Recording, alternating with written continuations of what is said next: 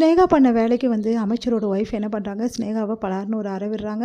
அதனால ஸ்னேகா போய் விழ போகிறாங்க. அவங்க அப்பா வந்து தாங்கி பிடிக்கிறாரு. "என்னம்மா நீ என் பொண்ணு இப்படி அடிச்சிட்டீங்க?" அப்படி சொல்லி கேட்குறாங்க. "உங்கள் பொண்ணு பண்ண வேலைக்கு அடிக்காமல் கொஞ்சுவாங்களா? என்ன வேலை பண்ணி வச்சிருக்கா அவ? என் புருஷன் இந்நேரம் உயிரோட எழுந்திருக்க முடியாது. என் புருஷனை மேலே அனுப்ப பார்த்து இவளுக்கு சும்மா விடுவேனா?" அப்படின்னு சொல்கிறாங்க. "இதுக்கப்புறம் நீங்கள் 2 பேரும் இந்த இந்த உலகத்தில் இருக்க முடியாது" அப்படின்னு சொல்லிட்டு பேசுகிறாங்க. அதெல்லாம் கேட்டு வந்து அவர் அதிர்ச்சி அடைகிறாரு. "என் பொண்ணு அப்படி பண்ணியிருக்கவே மாட்டா" அப்படின்னு பண்ணியிருக்க மாட்டாளா? அதான் சாட்சியோடு நிரூபிச்சாச்சுல, அப்புறம் என்ன பண்ணியிருக்க மாட்டா? இல்லை இந்த பொண்ணு பொய் சொல்கிறா அப்படின்னு சொன்னோன்னா, இவ பொய் சொல்கிறாளா? அப்போது சிசிடிவி ஃபுட்டேஜ் எடுத்து தான் சொல்லியிருக்கோம், அதையும் பார்க்குறீங்களா அப்படின்னு அதிர்ச்சி அடைகிறாங்க. உடனே ஸ்னேகா வந்து, "அப்பா" அப்படின்னு, "ஏம்மா இப்படிலாம் பண்ண ஸ்னேகா?" அப்படின்னு சொல்லிட்டு அவங்க அப்பா கேட்குறாரு. "சாரிப்பா" அப்படின்றாங்க. "நீ சாரி சொல்லிட்டா வேலையாயிடுமா?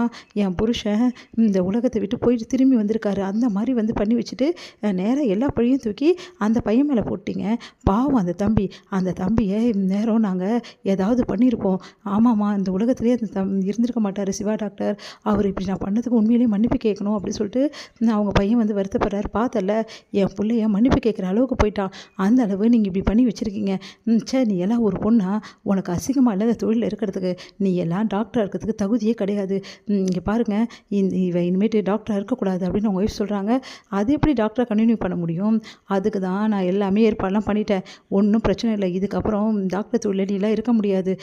நீங்கள் 2 பேரும் முதல்ல இந்த உலகத்திலே இருக்க முடியாது. இவங்க 2 பேரையும் என்ன பண்ணுமோ பண்ணுங்க" அப்படின்னு அவர் கையெடுத்து கும்பிட்றாரு. "தயவுசெய்து மன்னிச்சிடுங்க சார். ஏதோ என் பொண்ணு தெரியாமல் பண்ணிட்டா. எங்களை மன்னிச்சு விட்டுருங்க. என் பொண்ணு இப்போ டாக்டர் தொழில் இருக்கக்கூடாது, அவ்வளோதானே. இனிமேட்டு ஸ்னேகா டாக்டரில் வந்து கண்டினியூ பண்ண மாட்டா.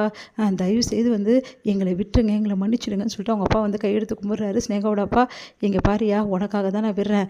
இதுக்கப்புறம் ஏதாவது ஒரு ட்ரீட்மெண்ட் பண்ணுறேன்னு சொல்லிட்டு ஏதாவது வந்து பண்ணால் உன் பொண்ணு சும்மாவே இருக்க மாட்டேன். அதே மாதிரி உன்னோட அந்த ஹாஸ்பிட்டலும் இருக்காது, புரியுதா?" அப்படி சொல்கிறாரு. "நான் மன்னிச்சிடுங்கய்யா, இதுக்கப்புறம் இப்படிலாம் நடக்காது. நான் நினச்சா உன் பொண்ணை இப்போவே அரெஸ்ட் பண்ணி உள்ளே தூக்கி போடலாம்.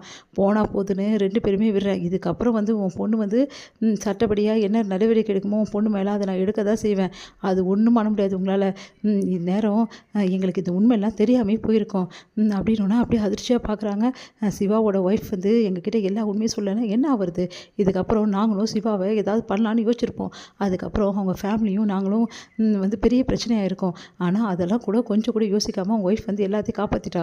"ஓ, இதுக்கெல்லாம் காரணம் அந்த சிந்து தானா? அந்த சிந்துவெல்லாம் சும்மாவே விடமாட்டா" அப்படின்னு சொல்லிட்டு யோசிக்கிறாங்க ஸ்னேகா. என்ன என்ன யோசிச்சுட்டு இருக்க, போ இங்கேருந்து" அப்படி சொல்லி திட்டி விடுறாங்க. ஸ்னேகா அழுதுகிட்டே போகிறாங்க. "நீங்களை மன்னிச்சிடுங்க" அப்படி சொல்லிட்டு அவங்க அப்பாவும் வராரு. "ஏமா இப்படி பண்ண ஸ்னேகா, இப்போ பார்த்து எவ்வளோ பெரிய பிரச்சனை மாட்டிக்கணும்னு சொல்லிட்டு விடுங்கப்பா. அந்த சிந்துவை நான் சும்மா விட மாட்டேன்ப்பா. அவள் தான்ப்பா இதுக்கு எல்லாத்துக்கும் காரணம். அவள் தான்ப்பா இங்கே வந்து சொல்லியிருக்கா" அப்படி சொல்லிட்டு டென்ஷன் ஆகிடுறாங்க. இங்கே வந்து என்ன பண்ணுறாங்க, நம்ம சிவாவுக்கு வந்து மறுபடியும் வந்து வேலை வந்து கன்ஃபார்ம் ஆகிடுது. அதனால் எல்லாருமே ரொம்ப சந்தோஷம். "சிவா பார்த்தல, உன்னோட வேலை எந்த பிரச்சனையும் இல்லைப்பா. உனக்கு உன் மேலே கொடுத்துருந்த அந்த கேஸ்லாம் வந்து ஒன்றும் இல்லாமல் பண்ணிட்டாங்க. இதுக்கப்புறம் எந்த பிரச்சனையும் இல்லைப்பா" அப்படின்றாங்க. நேர்லேயே வந்து அமைச்சரோட ஒய்ஃபும் அதுக்கப்புறம் அவங்க பையனும் நேரில் வராங்க. சிவா கிட்ட மன்னிப்பு கேட்குறாங்க. "சாரிப்பா, நாங்கள் பண்ணதுக்கெல்லாம் ரொம்ப மன்னிச்சிடுப்பா. உண்மை என்னன்னு தெரியாமல் நாங்கள் உன் மேலே வந்து தேவையில்லாமலாம் அப்படி பண்ணிட்டோம்" அப்படின்றாங்க.